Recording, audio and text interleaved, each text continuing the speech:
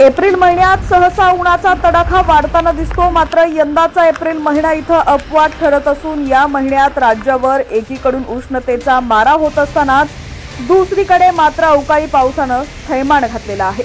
गेल्या 48 तासांपासून राज्याच्या बहुतांश भागांमध्ये कमी जास्त प्रमाणात पावसानं हजेरी लावलेली असून पुढच्या 24 तासांमध्ये हे चित्र आणखी गंभीर होणार असल्याचा स्पष्ट इशारा हवामान विभागाच्या वतीनं देण्यात आलेला आहे।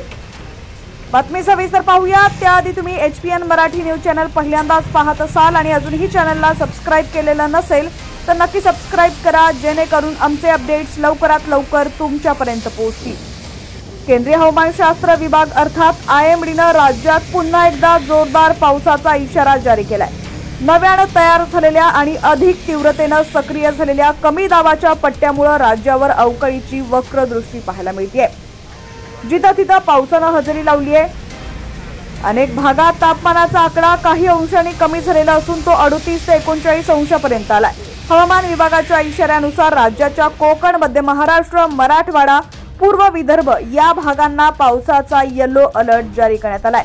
सध्याच्या घडीला मराठवाड्यासह मध्य महाराष्ट्रावर चक्राकार वाऱ्यांची स्थिती असून मध्य प्रदेशच्या दक्षिणेपासून कर्नाटकपर्यंत कमी दाबाचा पट्टा सक्रिय झाल्याचं या प्रणालीचा परिणाम म्हणजे महाराष्ट्रावर घोघवणारं अवकाळी पाऊस आणि गारपिटीचं सावट।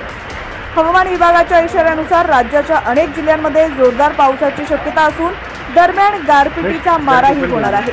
या वादळी पावसादरम्यान वाऱ्याचा वेग ताशी 40 ते 45 किलोमीटर इतका राहणार असल्यानं नागरिकांना सतर्क राहण्याचं आवाहन करण्यात आलेलं आहे।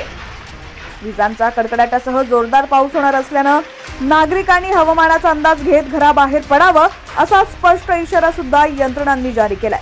हवामानाचा एकंदर इशारा पाहता पुणे, पिंपरी चिंचवड, छत्रपती संभाजीनगर, अहिल्यानगर, लातूर, धाराशिव, नांदेड, बीड, नाशिक इथं पावसाचा अलर्ट जारी करण्यात आलाय।